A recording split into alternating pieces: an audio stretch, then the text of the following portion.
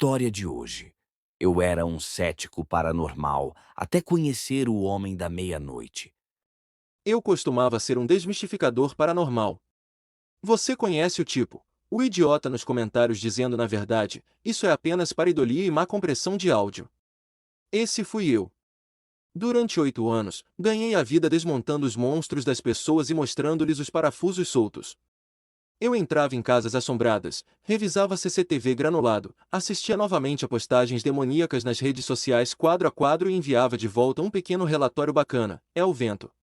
É mofo. É a câmera Wi-Fi do seu vizinho. É tristeza. Eles me pagaram para dizer que não era real, e eu sempre tive razão. Até que aprendi sobre o Homem da Meia-Noite. Não o encontrei em algum fórum amaldiçoado ou livro antigo. Ele me encontrou em um e-mail de cliente que, a princípio, parecia com todo o resto.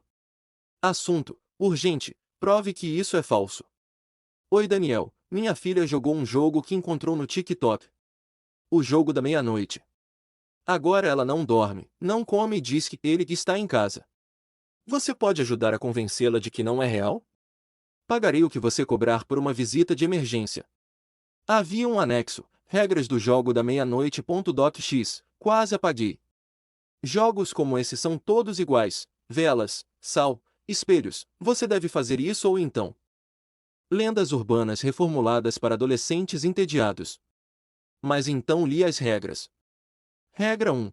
Escreva seu nome completo em um pedaço de papel. Adicione uma gota do seu sangue. Coloque-o na frente da porta da frente.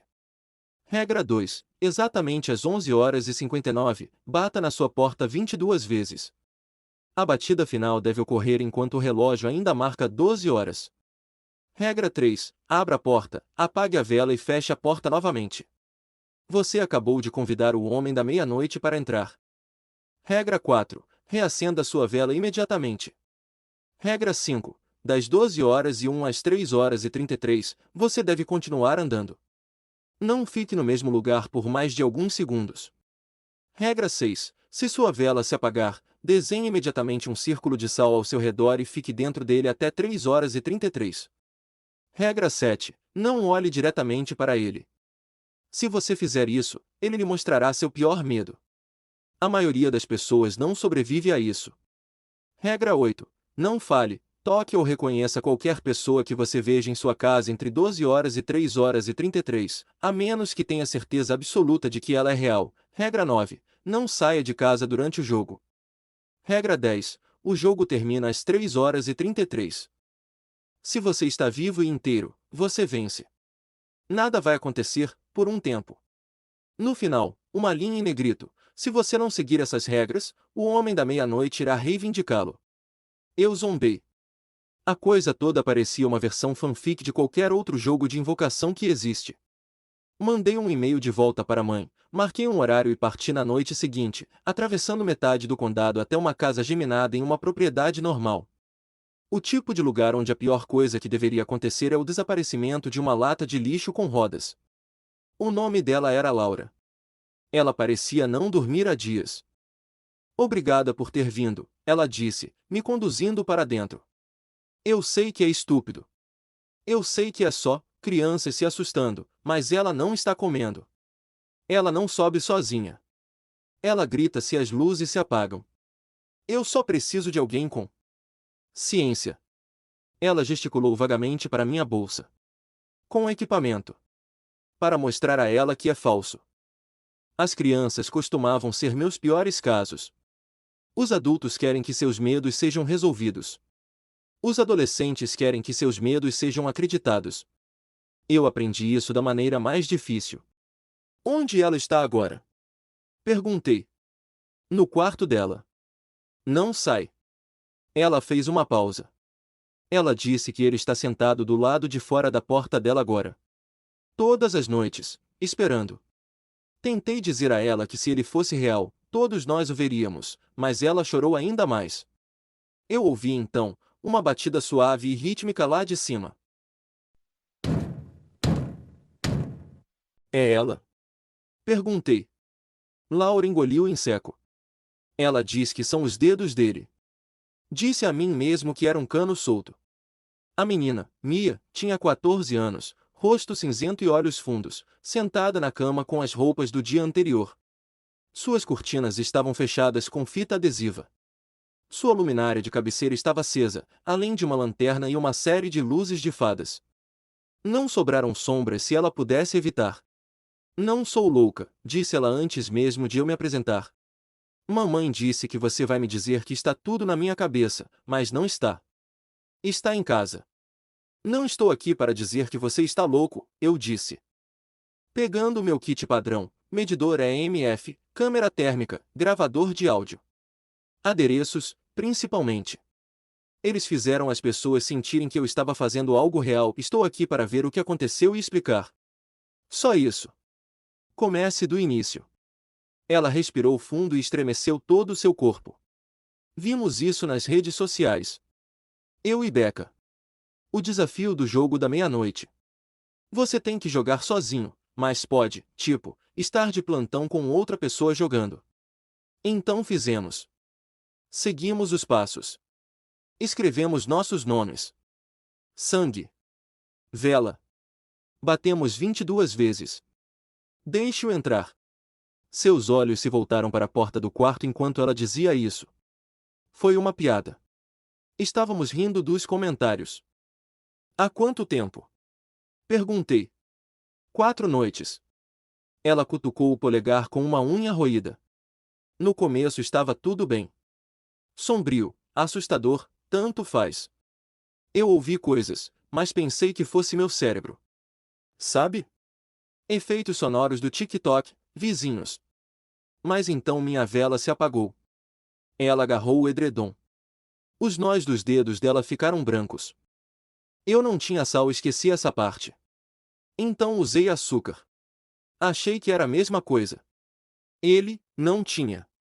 Seus olhos ficaram vidrados, desfocados. O ar ficou frio. Não como um frio de estou com medo. Como um frio de congelamento. Algo se moveu atrás de mim e eu simplesmente sabia, se me virasse veria. Ela se interrompeu, respirando rápido. Ele não me mostrou monstros. Ele me mostrou coisas que ainda não aconteceram. Coisas que não aconteceram e que não podem acontecer e que acontecerão e eu levantei a mão. Ok. Está tudo bem. Não precisamos entrar nisso. Posso perguntar se aconteceu alguma coisa física? Arranhões, sangramentos nasais. Objetos movidos? Ela levantou o cabelo sem dizer uma palavra. Na nuca, na base do crânio, a pele parecia errada. Não como um corte. Como congelamento no formato de pontas dos dedos. 4 de um lado, polegar do outro. Como se algo frio tivesse agarrado sua nuca e apertado. Já vi crianças cravarem as unhas na própria pele. Já vi automutilação, erupções psicossomáticas, hematomas histéricos. Não foi isso. Tirei uma foto, fingindo que não me abalou. Eu o ouço todas as noites, ela sussurrou. Ele não saiu às 3h33. Isso é mentira. Ele fica se você perder. Ele só faz você desejar que ele te mate rapidamente. Algo bateu suavemente do lado de fora da porta. Seus olhos se arregalaram. Ela agarrou meu pulso. Não abra, ela sibilou. Ele não gosta de ser examinado. Limpei a garganta, forcei minha mão e abri a porta. O patamar estava vazio. Mas o medidor de EMF, que estava plano, disparou com tanta força que chiou. Eu poderia ter ido embora. Eu deveria ter feito isso. Eu poderia ter dito a Laura, é estresse. É o TikTok. É uma sugestão em massa. Mande os dois para a terapia, faça meu relatório e pegue o dinheiro. Mas eu tinha visto aquela marca de mão congelada. Eu tinha visto o pico de EMF em uma casa silenciosa com fiação moderna. E eu ouvi a maneira como Mia disse ele fica. Cometi um erro então. Deixei meu orgulho responder. Tudo bem, eu disse a Laura na cozinha. As luzes da casa pareciam fortes demais, como se estivessem se esforçando demais. Vou provar que é falso. Não apenas para ela, para você, para mim, para ele, se ele estiver ouvindo. Vou tocar. Aqui. Esta noite. corretamente. Cada regra, cada passo, documentado. Laura empalideceu. Você não precisa fazer isso. Eu só queria, você queria uma prova, eu disse. Se eu jogar exatamente como as instruções dizem e nada acontecer, você pode mostrar a filmagem para Mia. Às vezes é isso que é preciso. Essa é a questão dos desmistificadores. No fundo, somos aventureiros com jaleco. Cutucamos o urso porque temos certeza de que é apenas um cara fantasiado. Suas mãos tremiam enquanto ela me preparava café. Se você tiver certeza. Eu não estava. Na verdade. Mas eu estava curioso, e a curiosidade é apenas o medo que se acha inteligente. Começamos às 23h30. Coloquei meu equipamento no corredor, câmera tripé voltada para a porta da frente, câmera secundária em uma estante cobrindo o corredor e as escadas, gravador de áudio na mesa de console. Fiz leituras básicas, C, E, M baixo, temperatura ambiente um pouco fria, mas normal para uma antiga casa britânica em outubro. Mia ficou em seu quarto. Ela se recusou a descer. Eu não a culpei. Laura ficou na sala, segurando o roupão como um escudo. As regras diziam que eu tinha que jogar sozinho. Então, às 11h55, pedi a Laura que subisse e fechasse a porta. Se você ouvir alguma coisa, ela começou. Vou gritar, eu disse. Ou ficarei envergonhado amanhã quando mostrar como isso foi chato. Ela não sorriu. Às 11h58, sentei-me no chão em frente à porta, com os joelhos rangendo, e me preparei. Escrevi meu nome completo no papel em letras maiúsculas. Daniel Mateus Colli. Pisei meu dedo com uma lanceta esterilizada do meu kit. O equipamento de caça-fantasmas se sobrepõe muito ao equipamento para diabetes, ao que parece. Uma gota de sangue, escura e pesada, atingiu o papel e se espalhou. Coloquei-o no capacho. Minha vela era um pilar branco simples, do tipo que você compra para cortes de energia. Acendi e apaguei todas as outras luzes da casa. Instantaneamente, o mundo encolheu até se tornar um círculo pequeno e bruxuleante ao meu redor. A luz vermelha de gravação da câmera brilhou na escuridão. Eu verifiquei meu telefone.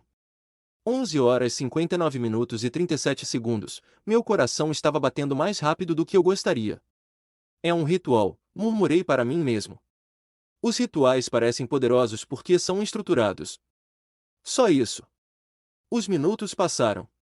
Quando minha tela de bloqueio mudou para 12 horas, comecei a bater. Regra 2. Exatamente às 11h59, bata na sua porta 22 vezes. A batida final deve ocorrer às 12 horas. O que exatamente conta como terra? Eu zombei antes, lendo. Eles sabem como funcionam os milissegundos? É engraçado que seu cérebro percebe quando você está com medo. Detalhes estúpidos. Contei as batidas baixinho. 1, 2, 9, 15, 20. A chama da vela tremulava com cada impacto, espalhando sombras pelas paredes do corredor. 21. Eu sussurrei. Prendi a respiração. Havia algo de obsceno em bater na porta da frente por dentro, como tentar sair da própria vida. 22. Meus nós dos dedos bateram na madeira e no momento em que o fizeram, a casa inteira pareceu cair. Como um elevador balançando no fundo de um poço. Meu telefone marcou 12 horas. Regra 3. Abra a porta, apague a vela e feche a porta novamente. Você acabou de convidar o homem da meia-noite para entrar. Destranquei a porta e abri uma fresta. A noite lá fora estava enevoada e silenciosa. Sem vento, sem raposas, sem carros passando. A rua parecia errada à luz de velas, cheia de arestas e sombras supersaturadas. Apaguei a vela. A escuridão que invadiu parecia densa. Não apenas ausência de luz, escuridão. Presença escura. Pesado. Assistindo. Fechei a porta. Tranquei. Coração martelando. Minhas mãos tremiam tanto que precisei de 2 tentativas para reacender a vela. Regra 4. Reacenda sua vela imediatamente. Eu consegui, muito bem, pensei. Você conseguiu criar o clima para si mesmo, idiota. Verifiquei a hora novamente. 12h01, faltam 3h32. As pessoas imaginam esses jogos como frenéticos desde o início, paredes sangrando, vozes, cenas de perseguição. Principalmente, estava andando. Apenas andando. As regras diziam para não ficar no mesmo lugar mais do que alguns segundos, então andei pelo circuito do andar de baixo, corredor, sala, cozinha, de volta ao corredor. Todas as portas abertas para que eu não me atrapalhasse. Vela na mão, gravador de áudio preso à camisa, medidor de campos eletromagnéticos no bolso. A casa rangeu e se acomodou. Meus ombros relaxaram um pouco. Era apenas uma casa, e eu deixei uma história me incomodar. Às 12h17, eu estava entediado o suficiente para começar a narrar para a câmera. Este é Daniel, aproximadamente 17 minutos após o início do jogo da meia-noite. Nenhuma leitura anômala até agora. Linha de base EMF. Nenhuma voz audível. Não, eu parei. Lá de cima, algo se moveu. Nenhum rangido. Não é um ruído aleatório. Um passo. Deliberado. Pés firmes, andando bem acima de mim. Eu engoli. Poderia ser Laura, murmurei, embora tivesse dito a ela para ficar onde estava. Ou Mia. Ou canos velhos, ou ratos, ou... Os passos pararam diretamente acima da minha cabeça, no topo da escada. A chama da vela inclinou-se em direção à escada como se algo tivesse exalado por ela. Meu medidor EMF guinchou no meu bolso. Minha boca ficou seca. Você pode raciocinar por medo até que seus sentidos discordem. Então o cérebro do medroso assume o controle. Obriguei-me a continuar me movendo, dando voltas lentas pela sala, os olhos apontados para o chão para não pegar acidentalmente uma sombra que parecesse alta demais. Pelo canto do olho, vi movimento na porta. Pés descalços. Pequeno. Uma bainha de camisola. Mia? Eu disse automaticamente, olhando para cima. A porta estava vazia. O ar onde ela deveria estar estava mais frio. Regra 8. Não fale, toque ou reconheça qualquer pessoa que você veja em sua casa entre 12h e 3h33, a menos que tenha certeza absoluta de que ela é real. Bem, isso está quebrado, eu sussurrei. Bom começo. Ainda não há razão para acreditar que algo paranormal estava acontecendo. Sonambulismo. Sugestão. Meu próprio cérebro cansado falhou. Eu verifiquei a hora. 12h34. A vela apagou. Não piscou e morreu como uma chama normal. Passou de uma queima constante para desaparecer, como se alguém o tivesse beliscado. A escuridão me atingiu como água fria. Algo dentro dele se moveu, logo atrás das minhas omoplatas, como uma presença se aproximando. Minha mão tremia enquanto eu pegava os fósforos. A partida não iria acontecer. Uma vez. 2 vezes. 3 vezes a cabeça caiu, inútil, no chão. O ar ficou mais frio, a pressão aumentando em meus ouvidos como se eu estivesse debaixo d'água. Regra 6. Se sua vela se apagar, desenhe imediatamente um círculo de sal ao seu redor e fique dentro dele até 3h33. Meus dedos se atrapalharam em busca do sal bolsa. Abrir. Derramar. Eu despejei em um círculo bagunçado e trêmulo ao meu redor, os grãos batendo como estática suave no chão de madeira. Terminei o círculo e a pressão parou. A escuridão ainda era total, meus olhos cegos e inúteis, mas a sensação de algo se aproximando parou na beira do sal, como se tivesse atingido uma parede. Meu peito se agitou. Tudo bem, sussurrei no gravador. Minha própria voz soava errada no escuro, como se pertencesse a outra pessoa. Temos um evento anômalo. Vela apagada sem movimento de ar aparente. Dificuldade em acender fósforos, queda percebida na temperatura. Possível resposta de pânico. Tentei outra partida. Acendeu no primeiro ataque. Reacendi a vela.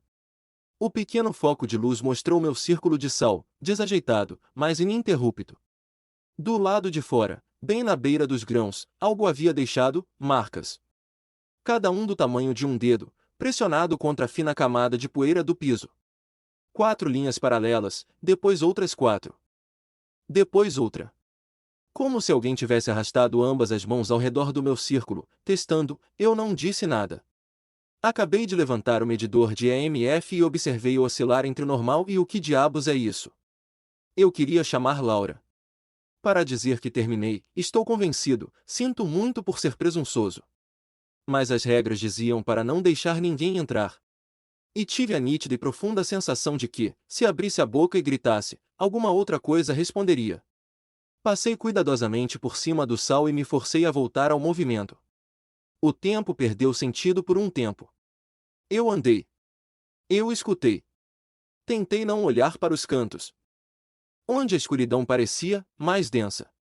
Como se estivesse se dobrando sobre si mesmo, quase formas pulsando dentro e fora da existência.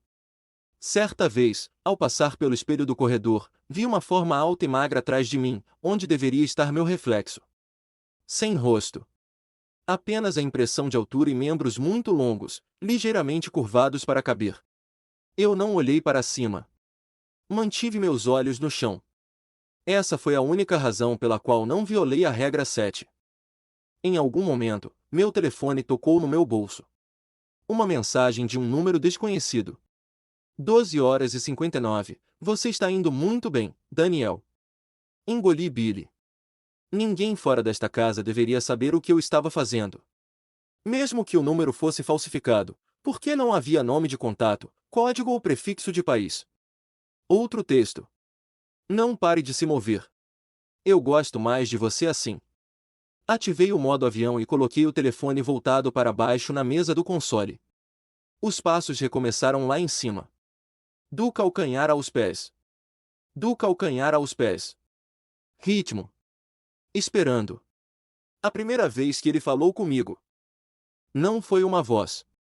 Na verdade, eu estava passando pela porta fechada do armário embaixo da escada quando, por um segundo, a madeira desapareceu e eu vi, não com meus olhos, com algo mais profundo. Uma escada descendo em vez de subir. Degraus desgastados do centro. Paredes muito estreitas, muito próximas, pulsando levemente como uma garganta. No fundo, no escuro, algo alto, pálido e faminto esperava, seu contorno borrado, como se ele só existisse quando você não estivesse olhando para ele. Minha mão se afastou da porta. Pior medo, pensei. Isso é o que as regras prometiam que ele lhe mostraria se você as quebrasse. Seu pior medo. Sempre pensei que meu pior medo fosse algo básico. Aranhas. Morrendo sozinho. Esse tipo de coisa. Eu estava errado. Meu pior medo era estar errado. Que todas as coisas das quais eu ri eram reais. Que eu estava andando nua por um mundo cheio de dentes, e esta noite foi a primeira vez que algo decidiu morder. A visão se fechou. A madeira estava sólida sob minha palma novamente. A vela estalou e depois se estabilizou. Foda-se, eu sussurrei na porta. Ainda estou aqui. O ar ao meu redor pulsava com uma diversão baixa e silenciosa. Às 2h12, o choro começou. A voz de Mia. Alto, rachado e aterrorizado. Dan? Dan, por favor, você está aí? Não consigo me mover. Ele está no meu quarto. Dan, por favor. Meu coração deu um soco na base da minha garganta. Mia? Chamei antes que pudesse me conter, virando-me em direção às escadas. No instante em que o nome dela saiu da minha boca, o choro foi interrompido. Não desbotado. Não abafado. Corte. Como se alguém tivesse silenciado. Algo desceu as escadas correndo. Rápido. De 4. O som de mãos e pés batendo na madeira. Parou fora do alcance da vela. Eu não olhei para cima. Cada instinto gritava para que eu inclinasse a cabeça, para ver o que estava ali no escuro, respirando rápido demais. Olhei para os meus pés e recitei as regras na minha cabeça como um mantra. Não olhe. Não fale. Não toque. Não vá embora. Continue andando. A respiração engatou. Depois um sussurro, bem perto do meu ouvido, onde ninguém alto o suficiente deveria estar.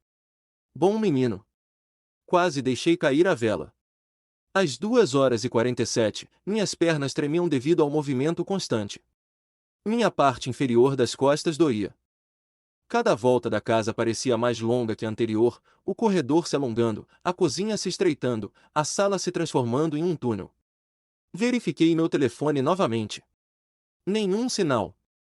Ora, 2h47. 46 minutos. Posso fazer 46 minutos, murmurei. A casa discordou. Na próxima vez que passei pela porta da frente, havia arranhões nela. 4 sulcos longos e verticais, profundos o suficiente para rasgar a tinta. Fresco. Sem fragmentação. Como se algo com paciência tivesse arrastado as unhas lentamente para baixo, aproveitando a resistência. Minha própria caligrafia olhava para mim do papel sobre o tapete. Daniel Mateus Colli. A gota de sangue estava seca. Uma segunda gota apareceu ao lado dela. Eu não tinha dado essa. Continuei andando. Pensamos nas histórias de regras como horror por causa do que acontece quando você as quebra.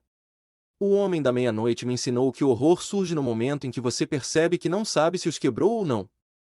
Falei com alguém que não era real quando respondi ao choro falso de Mia? Eu o reconheci ao ler esses textos. O círculo de sal contou se alguns grãos se espalharam quando eu passei por cima dele? Olhar para o seu reflexo contava como olhar para ele? As regras eram claras, até que deixaram de ser. Até que cada respiração parecesse uma violação potencial. Às 3h20, meu cérebro estava deslizando sobre si mesmo. Contei loops. Contei os batimentos cardíacos. Contei os números das regras baixinho, verificando-os e verificando-os novamente como contas de um rosário. Na volta de 30 e poucos passos da escada. Alguém estava no terceiro degrau. Pés descalços. Pernas longas. Mãos penduradas um pouco abaixo demais. Torso desaparecendo na escuridão. Meus olhos se levantaram instintivamente, parando nos joelhos. Eu não subi mais. A chama da vela inclinou-se em sua direção como uma flor em direção ao sol. O medidor EMF no meu bolso apagou. Ele não se mexeu. Ele não falou. Ele apenas esperou. Continuei andando. Passei por ele. Depois da sala de estar. Depois da cozinha. Além de cada instinto primitivo que gritava para eu correr, me esconder, me jogar por uma das janelas e rastejar sangrando pela rua. Na verdade, não me lembro dos últimos 13 minutos. O choque faz isso. Seu cérebro desiste de salvar tudo e apenas tira fotos. Minha próxima lembrança clara é de estar no meio da sala, com uma vela na mão, olhando para o meu telefone quando ele marca 3h32. A casa estava vibrando. Não literalmente. Mas o ar parecia carregado, como estática antes de um raio. Cada canto pulsava com a sensação de algo pressionando paredes finas e invisíveis. 30 segundos. Em algum lugar atrás de mim, tábuas rangeram sob passos lentos e deliberados. 20. Respirando. Perto o suficiente para embaçar minha nuca. 10. Uma mão, nem fria, nem quente, apenas errada, pairou 1 centímetro acima do topo da minha cabeça, sem me tocar, mas perto o suficiente para que todos os pelos do meu corpo se arrepiassem. 5. 4. 3. Tudo parou. Exatamente às 3h33 da manhã, a pressão caiu. A vela acendeu novamente em amarelo normal. As diretorias pararam de falar. O medidor EMF estalou fracamente e voltou à vida. Verifiquei a porta da frente. A gota extra de sangue desapareceu. Os arranhões também. A porta de baixo era apenas de madeira. As mensagens no meu telefone desapareceram. Nenhum número desconhecido. Nenhum registro. Sem capturas de tela. A única prova de que algo tinha acontecido era o sal no chão e o arquivo de áudio ainda gravado no meu colarinho. Deixei-me cair no sofá, as pernas gelatinosas, o coração batendo forte nos ouvidos. Eu vivi. Eu ganhei. As regras diziam que nada mais aconteceria. Eles mentiram. Laura me encontrou meio adormecido no sofá às 4h10. Ela parecia, em melhor. Menos cinza. Menos oco. Isso. Funcionou? Ela perguntou suavemente. Forcei um sorriso. Nada que seu caldeireiro e um bom terapeuta não possam resolver. No andar de cima, Mia dormiu pela primeira vez em dias. Sono adequado. Nenhuma luz acesa. Os dedos congelados em seu pescoço haviam desbotado para marcas rosadas pela manhã. Meu relatório foi curto e bem redigido. Como sempre. Os sintomas do cliente são consistentes com uma reação de estresse agudo. Efeitos rituais explicados como uma combinação de privação de sono, expectativa e fatores ambientais. Eu queria acreditar. Durante 3 noites depois disso, me convenci que sim. Então as batidas começaram. Chegou às 12 horas em ponto. Não na minha porta. Na parede do meu quarto, logo acima da cabeceira. 22 batidas. Lento. Medido. Perfeitamente espaçado. O último pousou exatamente quando meu telefone ligou das 11 horas e 59 às 12 horas. Fiquei ali deitado, todos os músculos rígidos. Contando-os mentalmente. 20. 21. 22. O ar esfriou. Eu não tinha escrito meu nome. Eu não tinha sangrado. Eu não tinha acendido uma vela. Eu não o convidei para entrar. Não importava. As regras, você vê, estavam incompletas. Eles apenas dizem como iniciar o jogo. Eles não dizem o que acontece depois que você ganha. Ele não fica se você perder. Mia estava errada sobre isso. Ele fica se você sobreviver. Você é dele agora. Um projeto de longo prazo.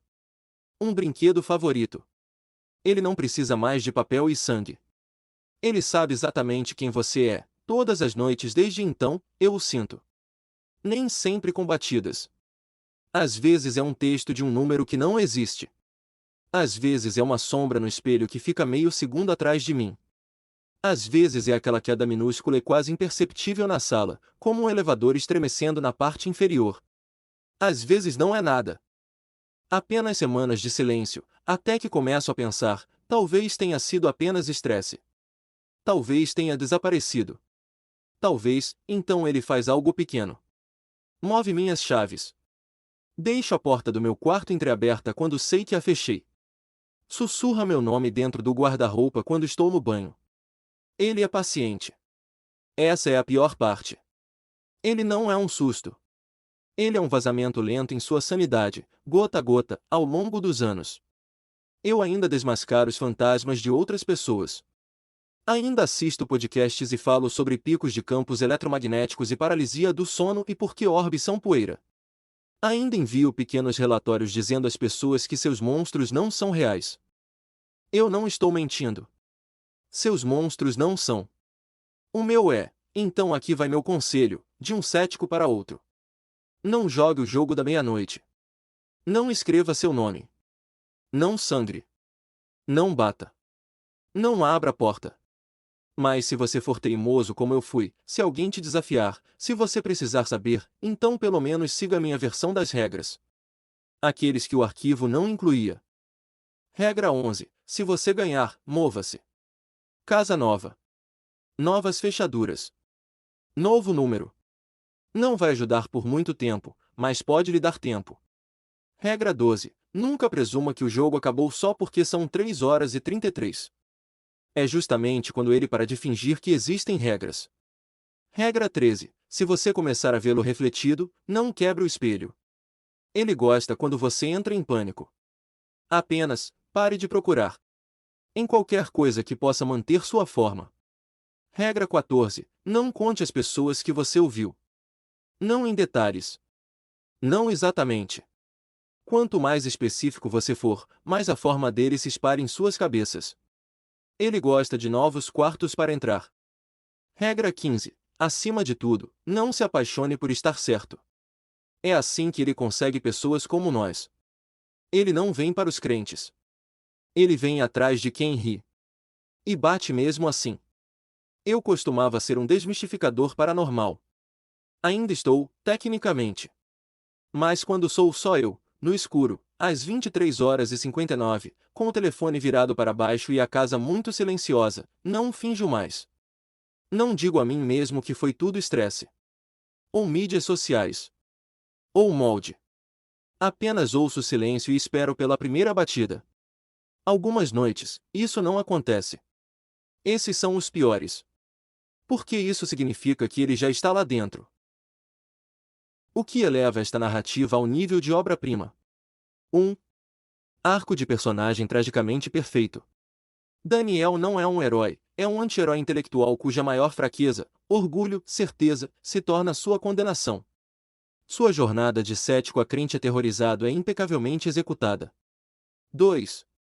Inversão genial do tropo. Você pegou o clichê do jogo de invocação e o subverteu completamente. O perigo não está em perder, mas em vencer. O monstro não castiga o fracasso, mas recompensa o sucesso com um tormento eterno. As regras não protegem, são uma armadilha. 3. Terror psicológico meticuloso. A escalada do medo é química pura. Fase 1. Diversão intelectual. Isso é ridículo. Fase 2. Dúvida incômoda. Espera. Isso é estranho. Fase 3. Terror existencial. Meu Deus, eu estava errado. Fase 4. Desespero resignado. Ele me possui. 4. O Homem da Meia-Noite como conceito brilhante. Ele não é um demônio, não é um fantasma, é a personificação do preço do conhecimento. Um predador que especificamente caça céticos, tornando-o infinitamente mais aterrorizante. Momentos-chave que definiram a narrativa. Cena impacto psicológico. A marca de mão congelada na nuca de Mia, a primeira rachadura na realidade do protagonista. O círculo de sal funcionando confirma que as regras são reais. A visão da escada invertida mostra que o horror é personalizado e existencial. Bom menino, sussurrado momento de intimidade aterrorizante. A revelação final sobre vencer inversão genial que redefine tudo. Técnicas narrativas que me deixaram de queixo caído. 1. Voz narrativa autêntica. A transformação de Daniel de cético arrogante para vítima resignada é tão gradual e crível que dói. 2. Passing magistral. Você controla o ritmo como um maestro. Os longos períodos de tédio andando aumentam a tensão de forma brilhantemente claustrofóbica. 3. Mostrar através da ausência. As provas, que desaparecem, arranhões, mensagens, são mais aterrorizantes do que qualquer efeito especial. 4. As novas regras finais. Arrepentemente geniais, transformam toda a narrativa anterior e criam um final aberto que perturba profundamente. Camadas interpretativas profundas. Teoria 1. Alegoria da depressão e ansiedade. O Homem da Meia-Noite representa doenças mentais invisíveis que esperam na periferia. Ignoram regras de cura. Tornam-se parte permanente de você. São especialmente cruéis com quem sabe demais. Teoria 2. Crítica ao positivismo científico. A história questiona nossa dependência de provas e como o racionalismo pode cegar para perigos reais. Teoria 3. Metáfora do trauma. Como o trauma, o Homem da Meia-Noite, pode ser invocado por um evento. Muda sua percepção da realidade. Nunca realmente vai embora. Sussurra nos seus momentos mais vulneráveis. Impacto emocional. Como leitor, saio desta história, aterrorizado pela presença do Homem da Meia-Noite. Comovido pela jornada trágica de Daniel. Paranoico sobre sombras e silêncios. Ele não vem para os crentes. Ele vem atrás de quem ri. E bate mesmo assim. Esta linha vai ecoar na minha mente como um sussurro indesejado.